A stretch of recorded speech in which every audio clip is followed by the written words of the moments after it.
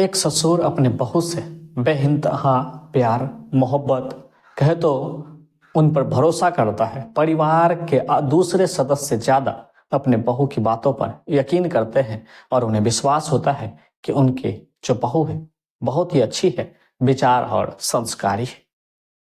लेकिन एक दिन कुछ ऐसा वाक्य होता है जो ससुर भी देख के सहम जाता है।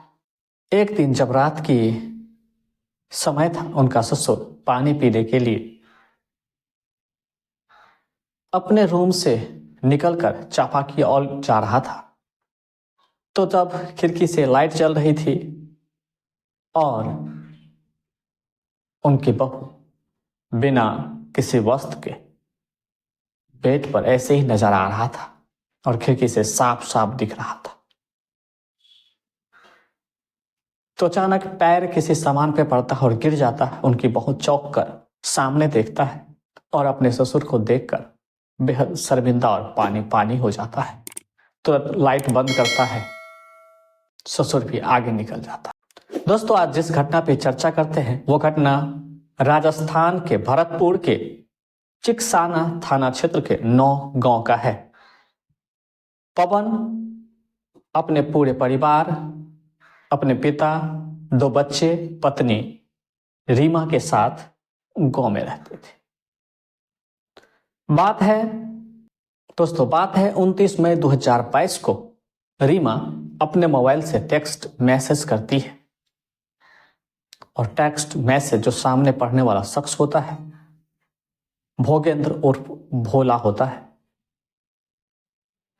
और उन्हें बेहद प्यार भरी बातें भेजता है। मुझे तुमसे बात करने का मन हो रहा है, मुझे जी भर तुम्हें देखने का मन करता है और एक दूसरे का पल कुछ समय बिताए ये जी चाहता है और तुम्हारी बहुत ही ज्यादा याद आ रही है।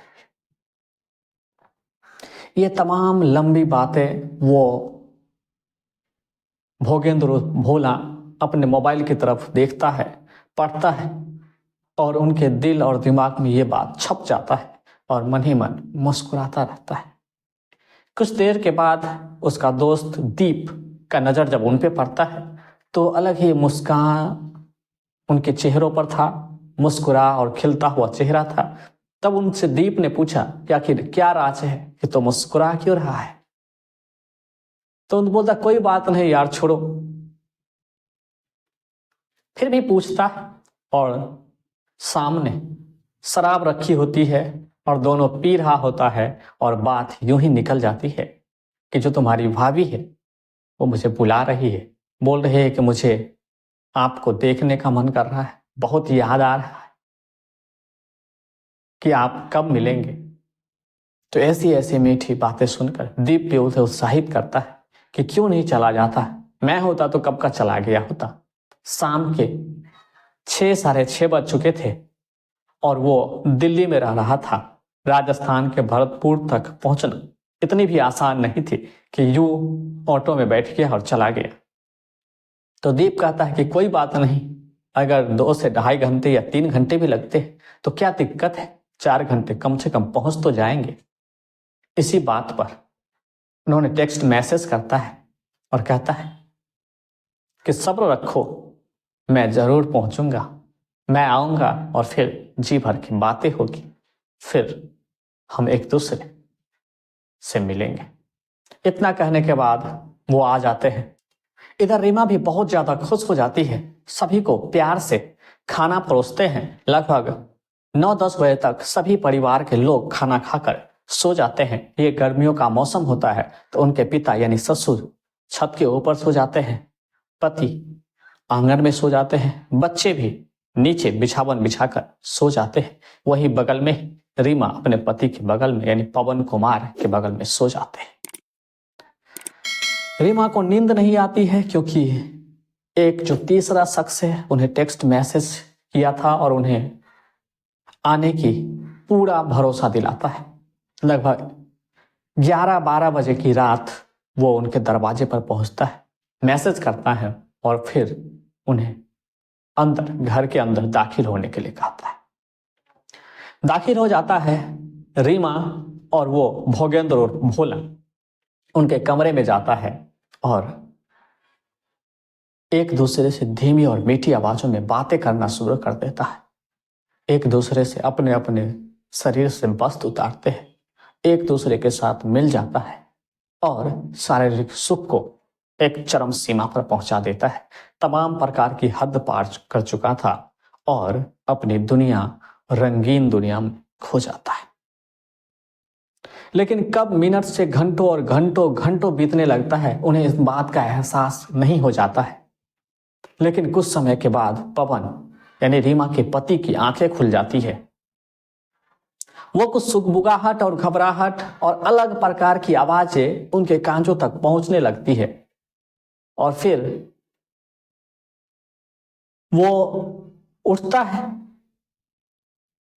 और अपने कमरे की ओर तब देखता है, क्योंकि गेट खुला होता है, लाइटें बंद होती है और धीरे धीरे जब अपनी हाथ बल्ब की स्विच की तरफ बढ़ाता है और लाइट चलाता है, जो ही लाइट जलती है उजाला हो जाता है। अंधकार में चल रहे तमाम कार्यक्रम उजाले में साफ साफ नजर आने लगता है।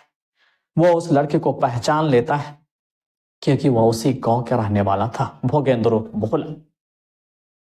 ये साथ एक दिमाग में तमाम प्रकार के आइडिया तो नहीं चलते हैं, लेकिन गुस्सा और तकरार बहुत ज्यादा होता है। अपनी पत्नी को गालियां देते हैं, यानी रीमा को बहुत सारे भले बुरे बात कहते हैं और भोगेंद्र भोला को पकड़ लेता है। हाथापाई शुरू करता है, आवाज करने की कोशिश करता है। जवाबी कार्रवाई में भोला उन्हें पकड़ता है। उनकी पत्नी रीमा गिड़गिड़ा रही होती, ये मुझे गलती होगी, मुझे माफ कर दो। लेकिन इनके बावजूद भी भोगेंद्र भोला को पकड़ता है और जब आवाजें करती है तो उनके मुंह पर हाथें रख दी जाती है। और जब हाथें रखती है, डरा सहमा सा हो जाता है, क्या करे नहीं करे कुछ पता नहीं। लेकिन जब उनके गले पे हाथ पड़ता है तो अचानक पत्नी का भी इशारा होता है कि उसे जोर से दबा दिया जाए और उसी वक्त पवन कुमार की मौत हो जाती है और दीवार में जोर से धक्का दिया जाता है और चोट लगती है और फिर गला दबाकर उन्हें मौत का घाट उतर दिया जाता है। दोस्तों, इन बातों का खबर किसी को भी नहीं होता है। सब चैन की गहरी नींद और लंबी सांस के साथ सो रहा होता है और अपनी दुनिया में खो गया होता है। लेकिन इतनी बड़ी कांड हो चुका है, ये किसी को मालूम नहीं होता है। तो बाहर में खड़ा उनका दोस्त दीप भी अंदर आता है और उन्हें तमाम बातें समझाता है कि तुम सो जाओ। रीमा सो जाती है। उन्हें एक प्लास्टिक में उस लाश यानी पवन कुमार को पैक करता है और गांव से दूर ले जाकर एक नदी में एक बहुत बड़े पत्थर के साथ डालकर पानी में फेंक देता है और फिर वो अपने अपने घर जाता है। और फिर दीप और उसका दोस्त दिल्ली के लिए रवाना हो जाता है। सुबह उठते ही पवन का पिता पवन की खोज खबर लेता है तो उनकी बहू बोलता है वो किसी पास के गांव में कोई काम से गया है। तो उन्हें नजरअंदाज करता है और सोच में पड़ता है कि ठीक है, किसी काम से गया होगा तो आ जाएंगे। शाम तक नहीं आता है तो एक दो लोगों से पूछता है और बातें करता है, लेकिन इन बातों का कोई सुराग नहीं मिलता है। एक दिन निकल जाता है, दूसरा दिन भी निकल जाता है। अपने आस पड़ोस के लोगों को, रिश्तेदारों को बताता है, उस जगह में फोन करता, लेकिन वहां नहीं होता है। तब कुछ लोग उन्हें सलाह देते हैं कि क्यों ना तुम पुलिस में जाकर इन बातों को खबर करते हो और FIR लिखवाते हो कि उनका बेटा गुमशुदा हो गया है। तो वैसे ही करते हैं और पुलिस में कंप्लेन करता है। लेकिन 2-4-5 महीने बीत जाने के बाद वो पुरानी सिलसिला रीमा का शुरू हो जाता है। फिर से कॉल करता है भोगेंद्र भोला को और फिर वही बातें दोहराता है। भोगेंद्र भोला फिर से वही काम करने को, एक संबंध को बनाने के लिए तैयार हो जाता है। पवन के मृत्यु के महज 5 महीने बाद इनकी जो शारीरिक संबंध था, ये विलासता था, फिर से उसी रास्ते पर आ जाता है। भोगेंद्र भोला फिर से गांव आता है और उनके प्लान के मुताबिक 10 बजे रात में सभी लोग खाकर सो जाते हैं तो 1 बजे रात में भोगेंद्र भोला उनके घर में दाखिल होता है। ये 5 महीनों से उनका परिवार बेचैन था कि आखिर उनका बेटा गया तो गया कहाँ। लेकिन उसी रात जब भोगेंद्र भोला वहां पहुंचता है जब रात में वो संबंध बना रहा होता है और ये भी खबर होता है कि अब उनका पति नहीं है और बूढ़े सो रहे हैं, लेकिन ऐसा नहीं होता है। जब संबंध बना रहा था, रोशनी चल रही होती है, पूरे खुलेआम हर काम चल रहा होता है, तो न जाने ईश्वर की बात थी या कुदरत का कमाल था, वो बूढ़े यानी उसका ससुर जाग जाता है और वो संबंध बनाते हुए देखता है। फिर आवाजें करती है, तुरंत भगेंद्र भोला उस बूढ़े को पकड़ लेता है, यानी रीमा के ससुर को पकड़ लेता है और मुंह बंद करता है और पूरे गुस्से में धमकाता है कि अगर कुछ भी बोला तो तुम्हारे बेटे की तरह ही तुम्हें मारकर दफन कर दिया जाएगा, इसलिए शांति से रहो और आराम से रहो। लेकिन इतना धमकी देने के बाद भोला को लगता है कि सभी चीज शांत हो गया होता है, लेकिन ऐसा नहीं होता है।